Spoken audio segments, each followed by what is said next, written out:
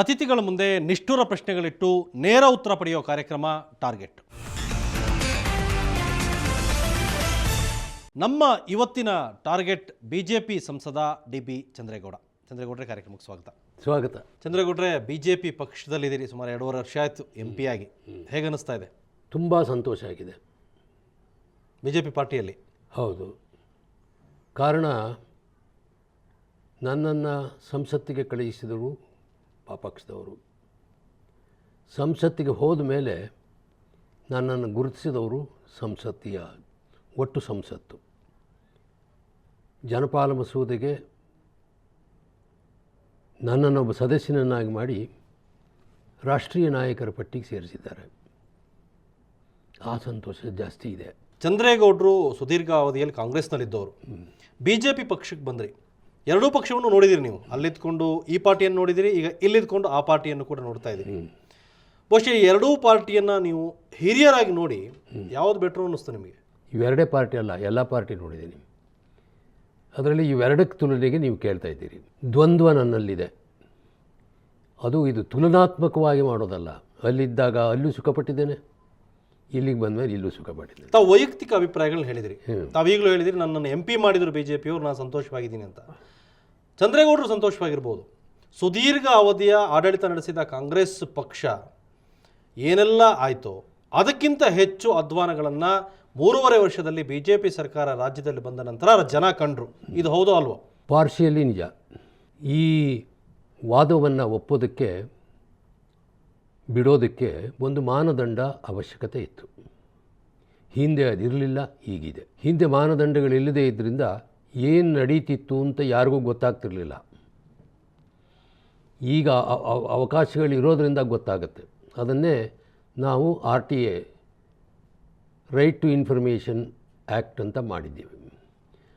ಮಂಜೂರಾದ ಮೇಲೆ ಎಲ್ಲ ಮಾಹಿತಿಗಳು ಸಿಗ್ತದೆ. ಹಿಂದೆ ಅದು ಇಲ್ಲದೇ ಇದ್ದಾಗ ಮಾಹಿತಿಗಳು ಸಿಗ್ತಿರಲಿಲ್ಲ. ಚಂದ್ರೇಗೌಡರು ಕಾನೂನನ್ನ ಚೆನ್ನಾಗಿ ಬಲ್ಲವರು, ಕಾನೂನು ಸಚಿವರು ಕೂಡ ಆಗಿದ್ದವರು.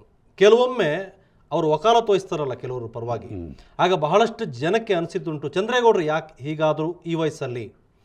ಒಂದು ಕಡೆ ಕೆಲವ್ರಿಗೆ ಅನಿಸಿದೆ, ಋಣ ತೀರಿಸೋ ಕೆಲಸ ಮಾಡ್ತಾ ಇದ್ದಾರೆ ಚಂದ್ರೇಗೌಡರು, ಅದಕ್ಕಾಗಿ ಅನಿವಾರ್ಯವಾಗಿ ಅದನ್ನು ಮಾಡ್ತಾ ಇದ್ದಾರೆ. ಕೇಸು ವಾದ ಮಾಡೋಕೆ ಒಪ್ಪಿಕೊಂಡಿದ್ದಾರೆ, ವ್ಯಕ್ತಿಯನ್ನಲ್ಲ. ಚಂದ್ರೇಗೌಡರು ರಾಜ್ಯದ ಜನದ ಕಣ್ಣಿಗೆ ಹೇಗೆ ಕಾಣಿಸ್ತಾ ಇದ್ದಾರೆ ಅಂದರೆ, ರೇಣುಕಾಚಾರ್ಯ ಅವರ ಇಂಪ್ರೂವೈಡ್ ವರ್ಷನ್ ನೀವು ಅಂತ.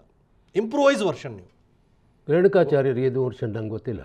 ಅವರು ಯಡಿಯೂರಪ್ಪನವ್ರನ್ನ ಬೇದಿಲಿ ನಿಂತ್ಕೊಂಡು ವಕಾಲತ್ತು ವಹಿಸ್ತಾರಲ್ಲ, ಅದೊಂದು ಕ್ಲಾಸು. ಡಿ.ಬಿ. ಚಂದ್ರೇಗೌಡರು ವಕಾಲತ್ತು ವಹಿಸ್ತಾರಲ್ಲ ಸಾರ್ವಜನಿಕವಾಗಿ ಬಿಜೆಪಿಯ ಹಿರಿಯ ನಾಯಕರುಗಳನ್ನ ಯಡಿಯೂರಪ್ಪ ಆದಿಯಾಗಿ, ಅದು ಇನ್ನೊಂದು ಕ್ಲಾಸು.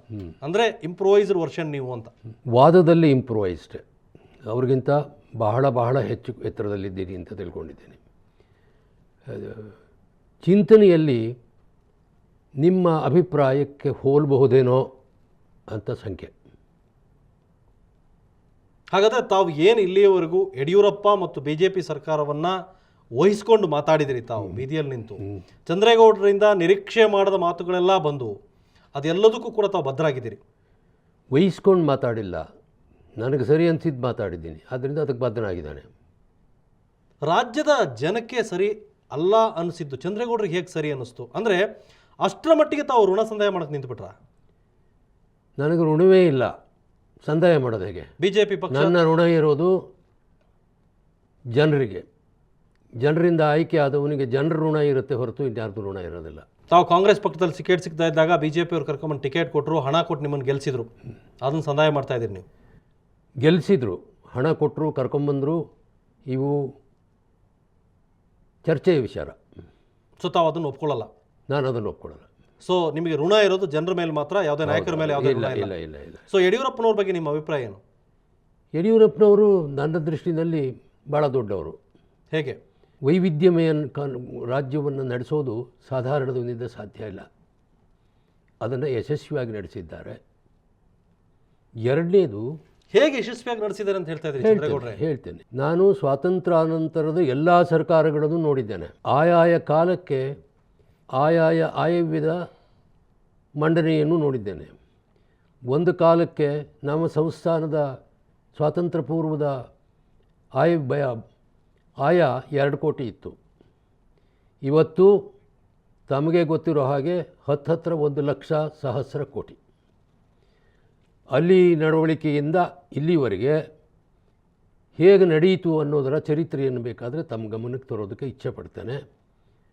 ಬಹಳ ಮುಖ್ಯವಾಗಿ ಆಯಾಯ ಕಾಲಕ್ಕಿದ್ದಂಥ ಬೇಡಿಕೆಗಳು, ಅದಕ್ಕೆ ಸಮನಾದ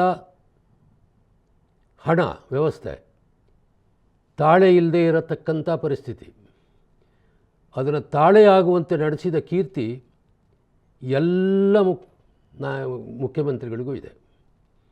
ಯಡಿಯೂರಪ್ಪನವರು ಇದಕ್ಕೆ ಹೊರತಾಗಿಲ್ಲ. ಹಾಗಾದರೆ ಅವರ ಆಡಳಿತ ವೈಖರಿಯನ್ನು ತಾವು ಮೆಚ್ತಾ ಇದ್ದೀರಿ, ಅವರು ಚೆನ್ನಾಗಿ ನಡೆಸಿದ್ದಾರೆ ಅನ್ನೋ ಹೊಗಳಿಕೆಯನ್ನು ತಾವು ಹೇಳ್ತಾ ಇದ್ದೀರಿ. ಎಲ್ಲರದ್ದು ಮೆಚ್ಚಿದ ಹಾಗೆ ಅವ್ರದ್ದು ಮೆಚ್ಚಿದ್ದೀನಿ. ಅವರ ಆಡಳಿತ ತಮಗೆ ತೃಪ್ತಿ ತಂದಿದೆ, ಮೆಚ್ಚುವಂತ ಅವ್ರ ಆಡಳಿತ ನಡೆಸಿದ್ದಾರೆ. ತೃಪ್ತಿ ತಂದಿದೆ. ರೈಟ್ ಚಂದ್ರೇಗೌಡರು, ನಿಮ್ಮ ಜೊತೆ ಇನ್ನಷ್ಟು ಮಾತಾಡ್ತೀನಿ. ಅದಕ್ಕೂ ಮೊದಲು ಒಂದು ಚಿಕ್ಕ ಬ್ರೇಕ್.